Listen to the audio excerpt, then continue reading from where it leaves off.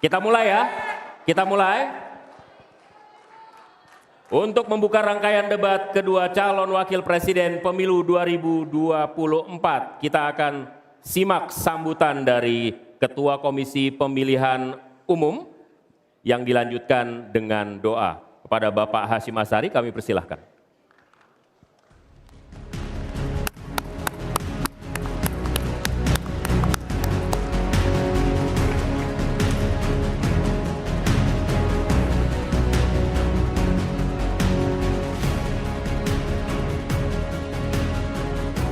Assalamualaikum warahmatullahi wabarakatuh.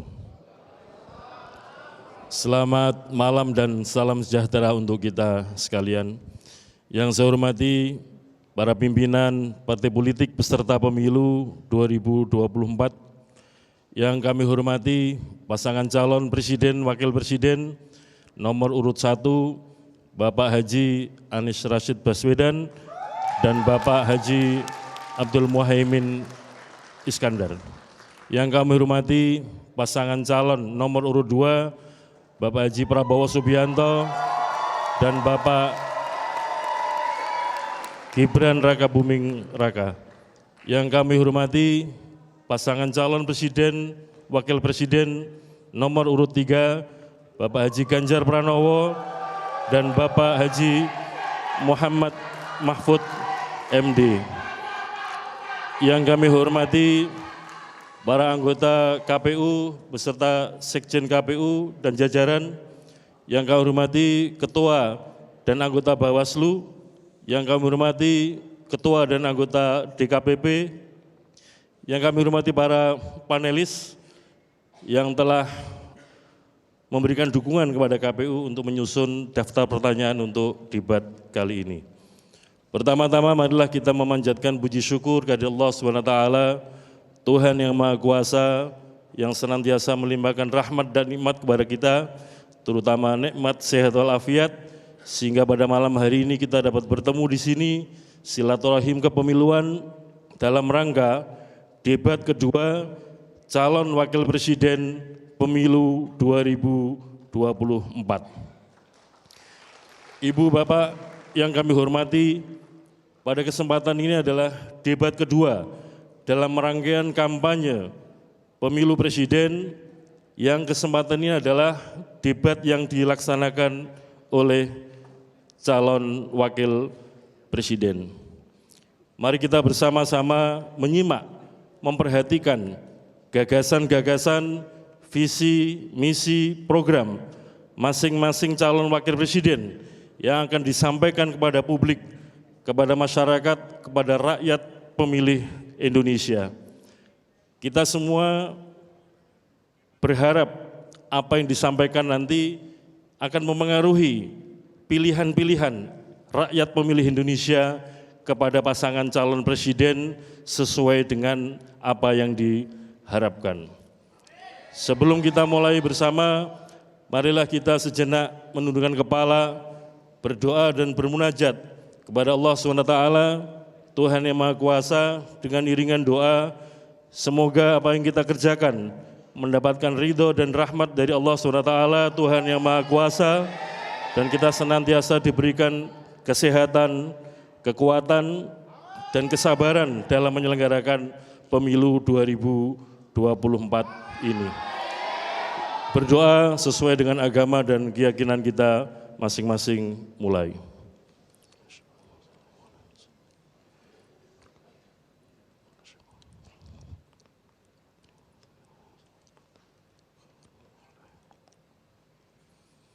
Berdoa selesai, kami ucapkan terima kasih kepada saudara moderator yang akan memimpin, memoderasi debat pada debat yang kedua ini. Kami ucapkan terima kasih kepada stasiun televisi yang menyiarkan debat kedua calon wakil presiden untuk pemilu 2024. Demikian, kiranya ada yang kurang berkenan, kami mohon maaf. Assalamualaikum warahmatullahi wabarakatuh. Waalaikumsalam warahmatullahi wabarakatuh. Terima kasih Pak Ketua.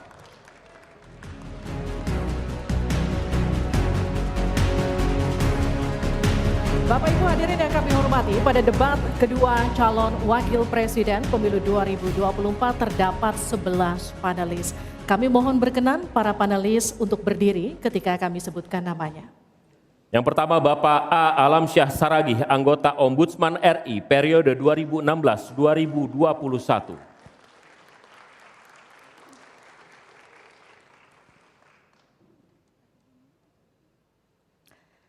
Selanjutnya Bapak Aditya Wardono SE MSI MSc PhD, Ekonom dan Pengajar Fakultas Ekonomi dan Bisnis Universitas Jember.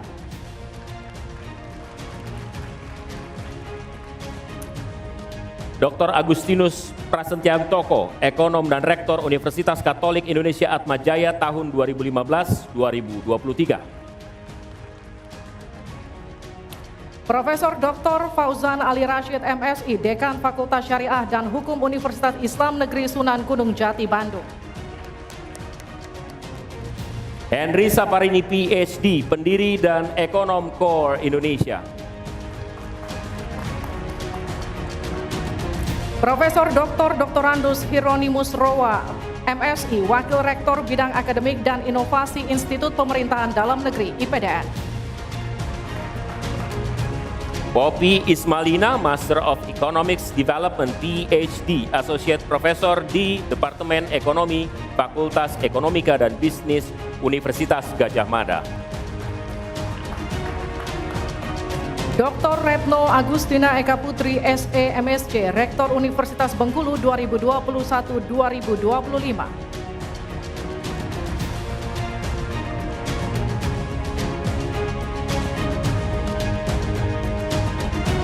Profesor Dr. Suharnomo SE MSI, Dekan Fakultas Ekonomika dan Bisnis Universitas Diponegoro. Dr. Tauhid Ahmad, Direktur Eksekutif Indef dan Dosen Fakultas Ekonomi dan Bisnis Universitas Pembangunan Nasional Veteran Jakarta. Jose Rizal Damuri PhD, Eksekutif Director Center for Strategic and International Studies, JSIS. Saudara, selanjutnya adalah penyerahan secara simbolis pertanyaan hasil rumusan para panelis oleh koordinator panelis kepada Ketua Komisi Pemilihan Umum. Untuk itu kami persilakan Ketua Komisi Pemilihan Umum Bapak Hashim Asyari untuk naik ke atas panggung dan koordinator panelis Ibu Retno Agustina Eka Putri untuk menuju. Hashim dan Bu Retno, silakan kembali ke tempat. Bapak Ibu hadirin sekalian, sebelum memulai debat kami memiliki tata tertib yang harus ditaati baik oleh hadirin yang ada di ruangan dan luar ruangan dan juga harus ditaati oleh para calon wakil presiden yang akan berdebat malam ini. Kita simak bersama tata tertib debat berikut ini. Ketentuan debat, tata tertib sebelum debat. Pakaian yang digunakan adalah bebas, sopan, dan rapi. Setiap tamu undangan harus menjaga ketertiban, keamanan, serta kebersihan dan tidak membawa barang-barang yang dilarang serta dapat membahayakan orang lain di lokasi debat. Yang dapat memasuki area debat hanya nama-nama yang sudah terdaftar dan memiliki undangan debat. Untuk pengantar, pendamping tamu VIP hanya diperbolehkan mengantar ke area debat. Tim kampanye pasangan calon menempatkan petugas yang dapat menjaga ketertiban dan keamanan selama debat berlangsung. Ketentuan debat, tata tertib. Saat debat berlangsung. Dalam debat, pendukung tidak diperkenankan membawa bahan kampanye dan alat peraga kampanye kecuali atribut yang melekat di badan. Selama acara debat berlangsung, tamu undangan wajib menjaga ketertiban dan tidak meneriakkan yel-yel, slogan, dan melakukan intimidasi dalam bentuk ucapan maupun tindakan kepada pendukung pasangan calon, moderator, dan panelis. Selama debat berlangsung, handphone, alat komunikasi dalam kondisi hening dan dilarang mengaktifkan flashlight. Selanjutnya kami akan perkenalkan para calon wakil presiden pemilu tahun 2024. Calon Wakil Presiden nomor urut 1, Bapak Dr. Honoris Causa Haji Abdul Muhaimin Iskandar.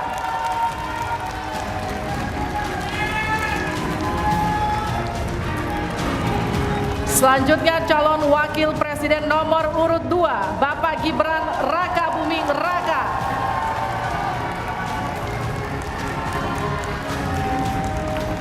Selanjutnya calon Wakil Presiden nomor urut 3, Bapak Profesor Dr. Haji Mahfud MD.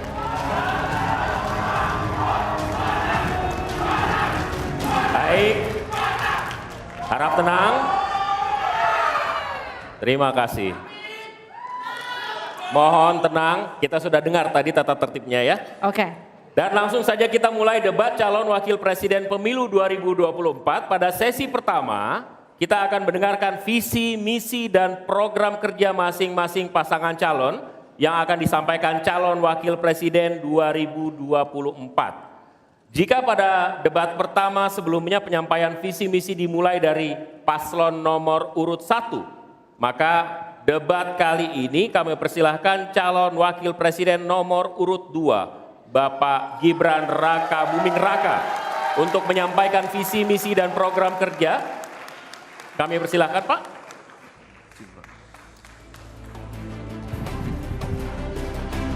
Mohon tenang. Kami butuh kerjasamanya, nanti ada waktunya tepuk tangan. Waktu Bapak 4 menit, dimulai dari saat Bapak berbicara. Silakan. Assalamualaikum warahmatullahi wabarakatuh. Salam sejahtera, Shalom, Om Swastiastu, Namo Buddhaya, salam kebajikan. Indonesia ini negara besar. Kita harus mampu keluar dari middle income trap. Kuncinya kita harus mampu menaikkan nilai tambah di dalam negeri. Di tengah gempuran resesi global, perang dagang, konflik geopolitik, rata-rata pertumbuhan ekonomi negara kita tetap resilient di rata-rata 5%. Pertumbuhan ekonomi yang berkualitas didukung dengan penurunan angka pengangguran, angka kemiskinan, penurunan angka Gini rasio, dan juga angka inflasi yang terkendali. Bapak Ibu yang saya hormati, teman-teman sesama anak muda, lalu apa agenda ke depan? Kita akan lanjutkan hilirisasi, bukan hanya hilirisasi tambang saja, tapi juga hilirisasi pertanian, hilirisasi perikanan, hilirisasi digital, dan lain-lain. Kita lanjutkan juga pemerataan pembangunan yang tidak lagi Jawa sentris. Kita genjot terus ekonomi kreatif dan juga UMKM. Kita punya 64 juta UMKM yang menyumbangkan 61% untuk PDB kita. Jika 4 langkah tadi bisa kita penuhi, insya Allah akan terbuka 19 juta lapangan pekerjaan. Pemerataan pembangunan itu wajib. Sekarang investasi yang ada di luar Jawa sudah ada 53%. Pembangunan IKN yang berkelanjutan ini akan membuka titik pertumbuhan ekonomi baru, akan membuka akses dan juga konektivitas, sekaligus membuka lapangan kerja. IKN ini bukan hanya saja membangun bangunan pemerintahan, tapi juga sebagai simbol pemerataan pembangunan di Indonesia, dan juga sebagai simbol transformasi pembangunan Indonesia. Bapak dan Ibu yang saya hormati, saya juga berkeyakinan suatu saat nanti Indonesia akan menjadi raja energi hijau dunia dengan terus mengembangkan biodiesel, bioaftur dari sawit, bioetanol dari tebu, sekaligus kemandirian gula. Untuk menuju Indonesia emas dibutuhkan generasi emas. Kita harus mampu merubah future challenge menjadi future opportunity. Kita harus punya future talents yang dilengkapi dengan future skills. Untuk itu, hilirisasi digital akan kami genjot. Kita akan siapkan anak-anak muda yang ahli artificial intelligence, anak-anak muda yang ahli blockchain, anak-anak muda yang ahli robotik, anak-anak muda yang ahli perbankan syariah, anak-anak muda yang ahli kripto. Bapak dan Ibu yang saya hormati, narasi besarnya di sini adalah keberlanjutan, percepatan, dan penyempurnaan. Terima kasih. Wassalamualaikum warahmatullahi wabarakatuh. Selamat Hari Ibu, selamat untuk kaum perempuan hebat di Indonesia. Terima kasih. Baik, Waktu habis. terima kasih.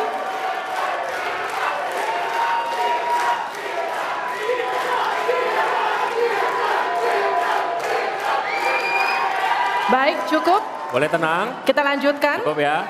Terima kasih Bapak Gibran Raka Buming Raka. Kami persilakan Pak Gibran untuk kembali ke tempat. Kembali dulu Pak. Harap tenang, kita lanjutkan. Selanjutnya kami persilakan calon wakil presiden nomor urut 3, Bapak Mahfud MD untuk naik ke atas panggung dan menyampaikan visi, misi, dan program kerja. Pak Mahfud, waktu Bapak 4 menit. Kami akan mulai ketika Bapak mulai berbicara. Silakan.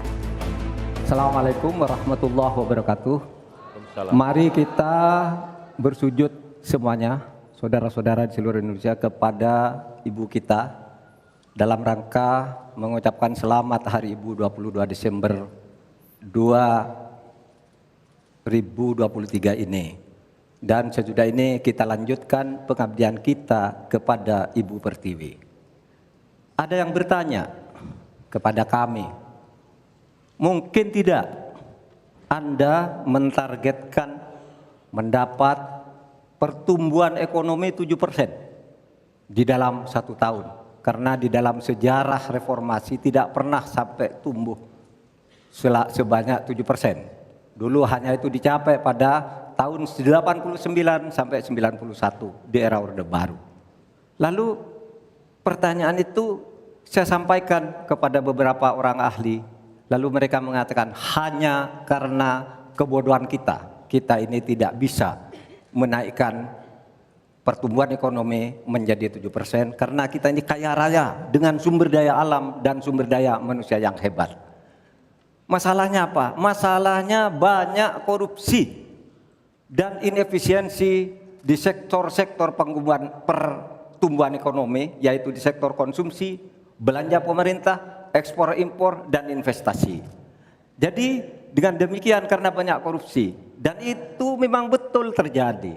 Coba lihat, berdasar hasil SIGI, Transparansi Internasional, korupsi terjadi di lembaga legislatif, eksekutif, dan yudikatif secara besar-besaran. Korupsi juga terjadi di 3 metra alam kita ini. Kita menginjak bumi, ada korupsi di tanah dan pertambangan. Kita ke laut, ada korupsi di masalah kelautan. Kita melihat udara, pesawat terbang kita, ternyata di udara juga banyak korupsi. Akibatnya apa? Rakyat miskin. Saya ketemu dengan seorang bernama Teddy dan Joni di Padang, seorang atau 2 orang pegawai angkutan perusahaan truk, menyatakan tidak pernah bisa mendapat subsidi minyak yang disediakan oleh negara karena tidak pernah sampai di korupsi. Saya juga ketemu dengan seorang Sri Wulan, anak kecil di Parongpong, Bandung Barat. Dia mengajak saya main layang-layang, katanya, "Bapak, saya ingin terbang seperti layang-layang meraih cita, tapi saya tidak dapat." Kemudian saya ingat pulau saya, Madura. Di Madura itu kaya dengan gas alam, tetapi sampai sekarang tidak pernah dioptimalkan untuk dimanfaatkan. Maka kuncinya adalah bagaimana kita memberantas korupsi. Lalu ada yang tanya kepada saya, "Bapak, kalau Bapak jadi wakil presiden orang takut ditangkap." Saya panggil para ekonom dan para pelaku usaha, "Apa betul Anda takut kepada saya kalau saya wapres?" "Tidak, Bapak.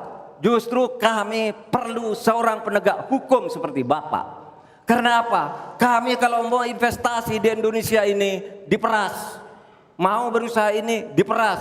Kalau kami bayar padahal diperas, lalu ketahuan kami ditangkap, katanya kami menyuap." Itulah Indonesia ini pada saat ini. Oleh sebab itu, saudara sekalian, kita harus lawan korupsi. Menimbang istilah anak muda, hai koruptor, kutabrak kau. Hai wir, mundur kau wir. Nah korupsi, setabrak. Saudara sekalian, ini semua dalam rangka agar terjadi pemerataan seperti ketentuan pasal 3 Undang-Undang Dasar. Di Al-Quran disebut kaila yakuna dolatan bainal ayam. Jangan biarkan kekayaan itu hanya beredar di antara orang Mohon maaf, kaya. waktu Bapak Selesai. habis. Baik, terima kasih Pak Mahfud. Silakan kembali Pak. Baik, Oke, mohon tenang. Selanjutnya kami akan berikan kesempatan kepada calon wakil presiden nomor urut 1, Bapak Muhaimin Iskandar, untuk naik ke atas panggung, menyampaikan visi misi dan program kerja. Mohon tenang. Waktu Anda 4 menit Pak, dimulai dari Anda menyampaikan gagasan Anda. Assalamualaikum warahmatullahi wabarakatuh. Selamat malam, salam sejahtera untuk kita semua. Harusnya saya bicara pada debat yang pertama. Tapi hari ini saya sungguh bersyukur akhirnya bisa bertemu. Tapi jangan salah paham, bukan karena saya ambisi jadi presiden, tapi karena saya punya pelajaran yang penting selama saya berjuang di politik. Apa itu? Saya menyaksikan dan menjadi bagian dari adanya pemerintah yang memiliki kewenangan mutlak, terutama pimpinan tertinggi, untuk bisa menghadirkan keadilan dan kemakmuran rakyat. Inilah yang disebut sebagai selepet, menjadi bagian dari kewenangan untuk menghadirkan kemakmuran dan keadilan. Selepet itu seperti sarung yang saya bawa ini. Bisa di kalangan santri, bisa membangunkan yang tidur, menggerakkan yang loyo, dan sekaligus mengingatkan yang lalai. Alhamdulillah Gusti Allah memberi kesempatan saya untuk bersama-sama Mas Anies yang memiliki pemikiran yang sama untuk terwujudnya perubahan dan perbaikan. Bahkan kami berdua seperti botol dengan tutupnya. Jangan salah, selepet itu disrupsi. Disrupsi itu adalah awal dari perubahan. Bayangkan, 100 orang Indonesia kekayaannya di atas 100 juta jumlah penduduk Indonesia. Artinya ini keadaan yang tidak adil. Ini harus kita selepet. Kita juga harus punya keyakinan bahwa 100 orang yang kaya ini kita pajakin bersamaan dengan kita turunkan pajak kelas menengah di Indonesia. Hari ini cabai mahal, telur mahal, beras mahal, barang-barang mahal, tengkulak jahat, mafia penguasai dan merajalela di mana-mana.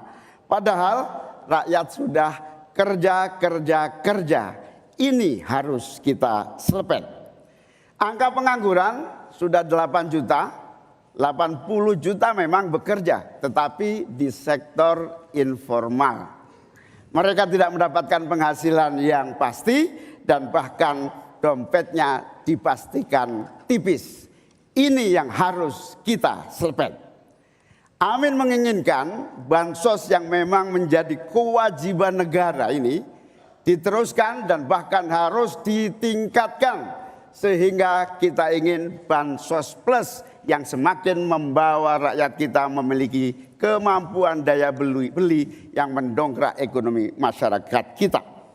Insya Allah Amin akan memastikan 5% anggaran dari APBN atau sekitar 150 triliun kita khususkan untuk kamu kaum muda Indonesia. Kamu yang memiliki energi besar untuk menjadi bagian terdepan bagi kemajuan bangsa kita. Salah satunya adalah kamu, kredit usaha anak muda yang diberi kesempatan untuk mengakses sebanyak-banyaknya menjadi pelaku ekonomi yang baik. Kita akan hadirkan bagaimana agar desa-desa tumbuh berkembang. Insya Allah 5 miliar per desa akan kita wujudkan tiap tahun bagi pembangunan nasional kita. Kita juga akan siapkan seluruh bantuan-bantuan yang memungkinkan tumbuh Habis menjadi maju. waktunya. Mohon Habis. maaf waktu Anda habis, Waktu. Bapak. Terima kasih Pak, kembali ke tempat. Terima kasih. Berikan aplaus dan apresiasi untuk 3 calon wakil presiden yang sudah menyampaikan visi, misi, dan program mereka.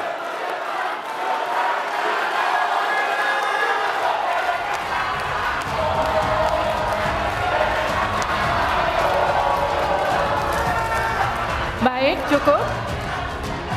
Oke, Cukup, tahan dulu. Saudara, kita akan jeda sejenak.